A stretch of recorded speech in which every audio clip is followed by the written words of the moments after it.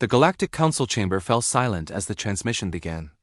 Ambassador Thrin's scales rippled with barely contained fury as he addressed the assembled representatives of 47 species. "This is an act of unprecedented aggression," Thrin hissed, his triple-forked tongue flicking between words. "The humans have declared war on the entire Crithian Dominion. Over one individual." Krex stood in the center of the chamber, his forearms bound in energy shackles, his carapace still scorched from the escape pod's crash landing. The Vendorian's compound eyes swept across the faces and appendages of those who would judge him. He had known this moment would come. He simply hadn't expected it to arrive with the sound of human warships tearing through hyperspace. It had been 17 cycles since Krex pulled Commander Sarah Hale from the wreckage of her scout vessel. The humans were new to the galactic stage then, barely noticed by the Council, their ships primitive and their numbers insignificant. Krex had been serving as a security officer on Station Kepler-9 when the distress beacon lit up his console. Protocol was clear: non-interference with vessels from unaligned species. Let them float. Let them die. The galaxy had rules for a reason. But Krex had seen the bio-readouts. A single life sign, growing weaker. He'd accessed the translation matrix and heard her voice steady despite the failing oxygen. Calling out coordinates, reporting her situation with military precision even as death approached. There was something in that voice. Something that reminded him of his nestmate, lost years ago in the Vendorian colony wars. He'd taken a cargo shuttle. 15 minutes of unauthorized flight. The human's vessel was a crushed metal coffin, leaking atmosphere and radiation. Krex had barely managed to cut through the hull before her oxygen ran out. Commander Hale had been unconscious when he pulled her free. Blood red like rust leaked from a gash across her forehead. Her breathing was shallow, her heart rate erratic. Krex had carried her back to the shuttle, initiated emergency medical protocols, and delivered her to the station's hospital wing. When she woke 3 days later, the first thing she'd asked was his name. "Why did you do it?" She'd asked later, after the doctors cleared her. "You violated your protocols. You could lose your position." Krex had clicked his mandibles thoughtfully. Because it was right. She'd smiled, then that peculiar human expression that crinkled the skin around their eyes. "That's not a good enough reason in most of the galaxy, is it?" "No," he'd admitted. "It is not." He'd been correct. Within a week, the Crithian Dominion, the megacorporation that owned Station Kepler-9 and held his contract, had terminated his employment. Worse, they'd filed charges. Theft of company resources, unauthorized use of equipment, violation of non-interference directives. The penalty was severe: 20 cycles of indentured servitude in their mining operations. Commander Hale had visited him before the enforcers came. "I reported what you did to Earth," she'd said quietly. "I told them everything, what you risked, what you lost." Krex had waved a dismissive claw. "It changes nothing." "But I'm glad you survived, Commander." She'd gripped his forearm with surprising strength. "We remember our debts, Krex. Humans remember." He hadn't understood. Not then. Now, standing in the council chamber, he understood perfectly. The holographic display activated, showing real-time tactical data. 17 human dreadnoughts had translated into Crithian space. 46 cruisers, over 200 strike craft.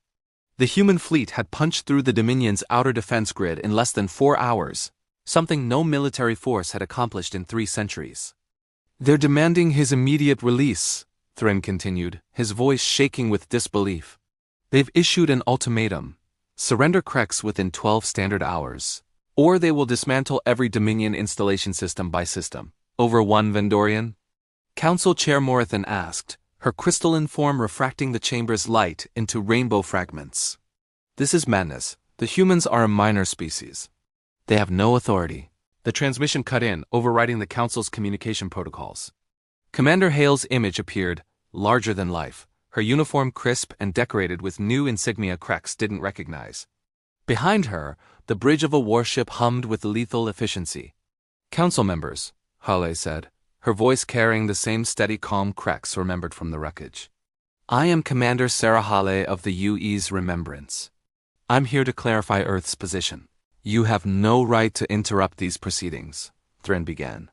"When one of yours saves one of ours, you save all of us," Hale continued, speaking over him. "Krex didn't save a random human. He saved a daughter, a sister, a soldier.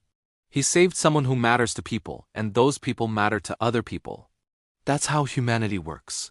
She leaned forward, her eyes hard as tungsten. You treated his compassion as a crime. You punished him for choosing life over profit. That tells us everything we need to know about the Crithian Dominion. So here's what happens next. You release Krex immediately, you expunge all charges, and you compensate him for his losses. Or we introduce you to human warfare doctrine. Morthen's form pulsed with agitation. You would risk interstellar war over one individual? This is insanity. No, Hale said quietly, this is loyalty. This is gratitude. This is what it means to be human. We don't have the biggest fleet in the galaxy. We don't have the most advanced technology, but we remember every kindness. We honor every debt. And we protect those who protect us. She paused, letting the silence stretch. Krex had nothing to gain and everything to lose. He saved me anyway. Now Earth is asking, what kind of galaxy punishes that? What kind of civilization are we building if compassion is a crime? The council chamber erupted in debate. Some species argued for compliance, others for resistance. But Krex barely heard them. His eyes were locked on the screen, on the human commander who had somehow convinced an entire planet to go to war for him. 12 hours later, the energy shackles dissolved. Krex stood free, charges dismissed, compensation transferred. The Crithian Dominion had bent to Earth's will rather than face their wrath. As Krex boarded the human shuttle that would take him to asylum on Earth, Commander Hale met him at the airlock. I told you, she said, that crinkled smile returning. Humans remember. Krex clicked his mandibles in what might have been laughter. I am beginning to understand this. Good, Hale said, guiding him inside. Because you're going to need to get used to it. Earth just made you a citizen. Full honors. You're one of us now. As the shuttle accelerated away from the station, Krex looked back at the council chamber, at the Dominion stations, at the galaxy that had punished him for choosing compassion. Then he looked forward, toward Earth, toward a species that had just redefined what loyalty meant in the stars. Perhaps, he thought, the galaxy was about to learn what happened when you touched a human's friend. And perhaps that was a lesson long overdue.